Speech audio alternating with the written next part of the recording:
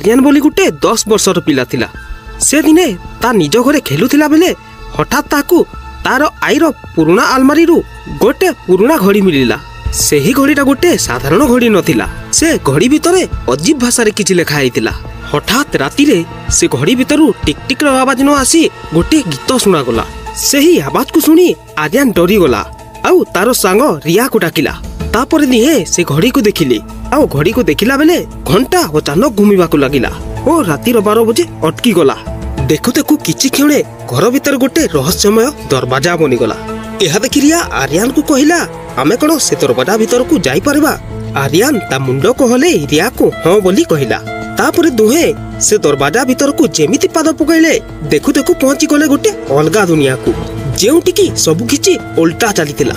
सेठारे ताहांको गोटे रहस्यमय झियो मिलिला ओ से झियोर ना थिला छाया।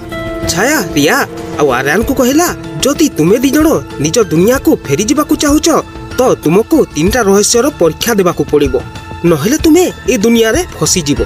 तापरे रिया और आर्यन प्रथम रहस्यर परीक्षा देबा पई निज पाद आको को पढेइले। आ प्रथम रहस्य गोटे झरणा थिला ओ से झरणा रे काहारी परछाई दिसु नथिला। पानी भीतर खाली तांको चेहरा गायब होइतिला जे खाली मिछ कहउतिले। तापरे आर्यन जानी गला कि एहा गोटे परछाईर परीक्षा बोली। तापरे दी जण सत कहि कहि नई को पारी हे गली। प्रथम रहस्यटा पूरा करिबा परे तांको पखको द्वितीय रहस्य माडी आसिला।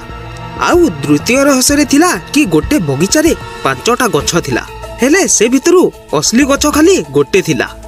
आउ से असली गछटा तांको खोजिबार थिला। तापरे रिया बुद्धि लगाई देखिबा को पाइला कि 4टी गछर पत्र पवन बाजिला परे भी हलु नथिला ओ गोटे गछर पत्र पवन बाजी हलुतिला। तापरे से दुहे से गछ को असली गछ बोली बासिले ओ बाछि सारिला परे आगो को बढ़िबा को रास्ता खोली गला। 2 नंबर रहस्यर परीक्षा पारी हैला परे तृतीय रहस्यर परीक्षा तांको पाखकु आसी गला।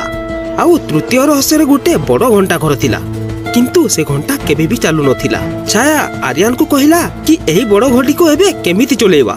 तापरे आर्यन रो मन पड़िला कि ता पाखरे जो पुराना घड़ी थिला सेटा ही बड़ घड़ी ओ रहस्यर चाबी बोली। जेमिति से ता घड़ी को घंटा घरर मझिरे आनिला समय पुणी थरे चालू हेबाकू लागिला। सबु रहस्यर परीक्षा ठीक ठाक देला परे तांको दुनिया को जीवा पाई कबाट खुली गला। तापरे से दुहे वापस तांको दुनिया को चली आसिले किंतु आलमारी रु पाइथिबा घड़ीटा एबे भी चमकुथिला।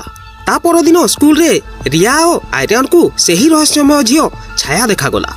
धीरे धीरे से रिया और आर्यन रो क्लासमेट बनी गला। रिया आर्यन आड़ को देखि के कहला कोन एबे सेही घड़ीटा रिया को भी एई दुनिया को आनी देला। आर्यन हसी के जवाब देला हां बोली।